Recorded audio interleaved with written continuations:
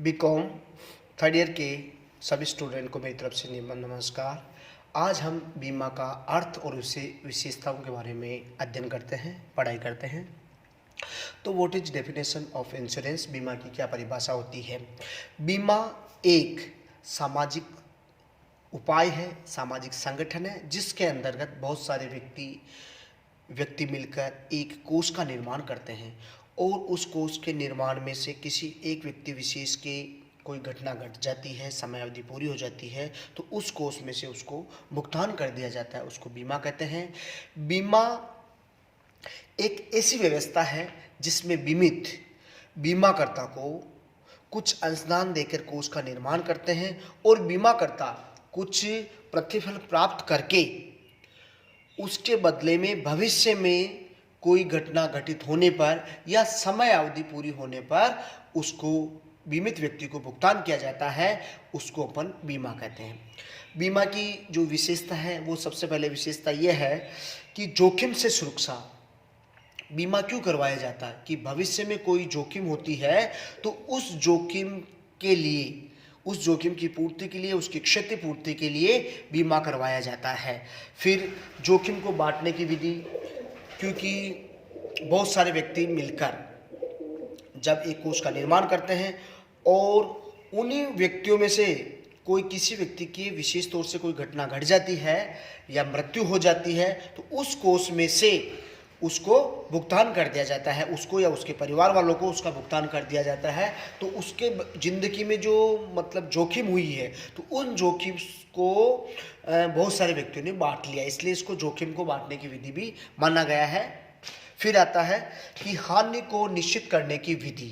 हानि को निश्चित करने का विधि का मतलब ये होता है कि भविष्य में किसी भी प्रकार की हानि होती है तो उस हानि को दूर करने के लिए एक प्लानिंग की जाती है कि बड़े बड़े बिजनेसमैन होते हैं, बड़े बड़े व्यापारी होते हैं, समुद्री बीमा होता है, अग्नि बीमा होता है कि अपन ये व्यापार कर रहे हैं, बिजनेस कर रहे हैं और इस बिजनेस में हो सकता है अपन को हानि हो जाए, तो उस हानि को देखते हुए उस बिजनेस का, उस व्यापार का, उस सेवा का बीमा करवाया जाता है। फिर बीमा एक अनुबंध है। अनुबंध किसको कहते हैं, कॉन्ट्रैक्ट किसको कहते हैं कि इसमें क्या करते हैं कि बीमित व्यक्ति क्या करता है, बीमाकर्ता को एक अंशदान कोष का निर्माण करवाते हैं या बीमाकर्ता बीमित से कुछ प्रतिफल प्राप्त करता है। प्रतिफल प्राप्त करने के बाद में जो एक निश्चित समय अवधि तय होती है या भविष्य में कोई घटना घटित होती है तो उसके बदले में उसको भुगतान किया जाता है। तो इस तरीके से इसको ये बताया गया है कि ये एक अनुबंध माना जाता है। अब ये अनुबंध 5 वर्ष का भी हो सकता है, 10 वर्ष का भी हो सकता है, 4 वर्ष का भी हो सकता है, 25 वर्ष का भी हो सकता है। जैसे उदाहरण के तौर पर अपन जीवन बीमा के अंदर अनुबंध करवाते हैं, किसी के 10 साल की LIC कराते हैं, किसी की 20 साल की अवधि कराते हैं। तो जैसे अपन किसी के मान लो अपन ने जैसे 2 लाख की किसी की LIC कराई, 1 लाख की किसी की LIC कराई मान लो, और अगर 1 लाख की LIC कराते हैं मान लो और उसकी 700 रुपये किस्त आती है 6 महीने की, तो 6 महीने के हिसाब से उसको भुगतान करना पड़ेगा 1 साल का। 1 साल के बाद उसके 10 साल हो जाएंगे। 10 साल के बाद बीमा कंपनी क्या करेगी, उसको उसके ने जो जितना पैसा जमा कराया वो और प्लस उसका जितना बोनस हुआ है वो उसको दे देगी, भुगतान कर देगी। अगर इस दरमियान अगर कोई घटना घट जाती है कि 2 किस्तें, 4 किस्तें, 4-5 किस्तें जमा कराई और आपके बीमित व्यक्ति की मृत्यु हो जाती है तो उसके परिवार वालों को वो बीमा धन प्लस जो इतना बोनस बनता है उसका भुगतान कर दिया जाता है। बीमा का क्षेत्र क्या होता है, विस्तृत होता है। विस्तृत इसलिए होता है कि फसल बीमा हो, चाहे चिकित्सा बीमा हो, चाहे स्वास्थ्य बीमा हो या साधारण बीमा हो, अपनी नौकरी का बीमा हो, बड़ी बड़ी संस्थाएं, फर्म होती है वो उनका भी बीमा करवाया जाता है। धार्मिक संस्थाएं होती है, बड़ी बड़ी संस्थाएं होती हैं जहां पर लोग दर्शन के लिए जाते हैं। जैसे उदाहरण के तौर पर अपन बात करते हैं जैसे कि अमरनाथ जो जाते हैं भक्तजन, उनका तक बीमा किया जाता है।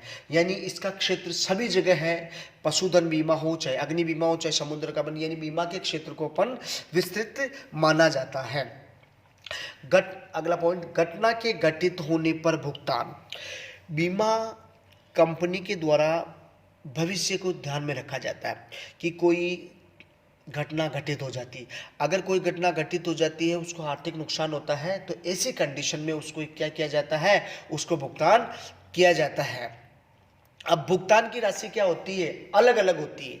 अलग अलग होती है कि एक साधारण बीमा के अंदर और अन्य बीमों में भुगतान की राशि अलग होती है। साधारण बीमा होता है जब मनुष्य का जब कोई बीमा किया जाता है तो उसके अंदर बीमा, जब मनुष्य का जब कोई बीमा किया जाता है तो उसके साथ उसको मतलब जितना बीमा धन जमा कराया, जितना बोनस बना, वो सब उसका भुगतान किया जाता है।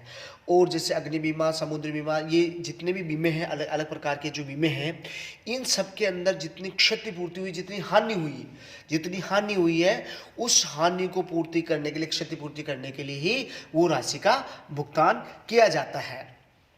अब जैसे लोकहित के विरुद्ध नहीं, बीमा क्या है, लोकहित के विरुद्ध नहीं होना चाहिए। जैसे कोई चोरी हो रही है, डकैती हो रही है, लूटपाट हो रही है, जेब कतरे हैं, तो इनसे जो धन प्राप्त होता है उसका बीमा नहीं किया जाता है। यानी ये लोकहित के विरुद्ध है, देश के हित में नहीं है, तो इसलिए क्या है, इनका कभी भी क्या होता है, बीमा कभी भी नहीं होता। बीमा दान नहीं है। बीमे को क्या माना जाता है कि दान नहीं है। दान का मतलब ऐसा हो गया कि निस्वार्थ भाव से जो किया जाता है, जिसको कुछ राशि या कुछ सेवाएं दी जाती है निस्वार्थ भाव से, तो उसको अपन दान कहते हैं। लेकिन बीमा के अंदर क्या होता है कि कुछ के बदले में कुछ वाली बात होती है कि आप जैसे कुछ अंशदान कर रहे हैं, कुछ पैसा प्रीमियम जमा करा रहे हैं, और उसके बदले में 10 साल 20 साल बाद आपको अगर समय अवधि पूरी हो जाती है, कोई घटना अगर नहीं घटती है या कहीं कोई घटना घट जाती है, तो आपको उसका भुगतान किया जाता है, यानी उसका मतलब वो राशि प्राप्त हो जाती है। तो इस दृष्टिकोण से देखते हुए बीमा को अपन क्या कहा है, ये मतलब ये नहीं माना है, इसको दान नहीं माना। सामाजिक उपाय, बीमा को क्या है, सामाजिक उपाय मानते हैं। सामाजिक उपाय इसलिए मानते हैं कि इसमें समाज के व्यक्ति मिलकर कुछ अंशदान करते हैं, कुछ इसके अंदर क्या करते हैं, अंशदान करते हैं, है ना। इसके अंदर कुछ अंशदान करते हैं, अंशदान करते हैं, और अंशदान के द्वारा समाज के जो व्यक्ति होते हैं उनको, उनकी समस्याएं होती है, उनकी जो जोखिमें होती है, उनको दूर करने का प्रयास किया जाता है। फिर इसकी लास्ट है कि कानून द्वारा नियमन, है ना, कि बीमा का क्या होता है, कानून के द्वारा नियमन होता है। बीमा जब बनाते हैं, चाहे फसल बीमा हो, चाहे साधारण बीमा हो, चाहे समुद्री बीमा हो, किसी भी प्रकार की जब बीमा बनाया जाता है, बीमा के जो नियम बनाए जाते हैं वो अपने अपने देश के हिसाब से बनाए जाते हैं। अपन भारत में निवास करते हैं, भारत के अंदर भारत सरकार पर बीमा कंपनी का नियंत्रण होता है। भारत सरकार के द्वारा ही बीमा कंपनी के कानूनी नियम बनाए जाते हैं। Okay, thank you.